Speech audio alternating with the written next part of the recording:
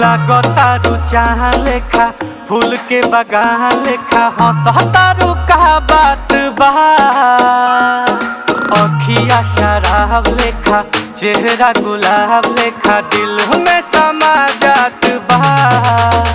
तन पे चमके कपड़ा रेशम के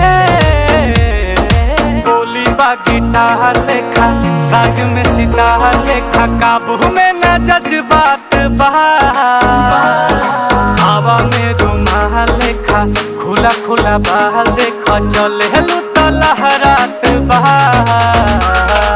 लागतारू चाह लेखा फूल के बगान लेखा हंसतारू का बात बा।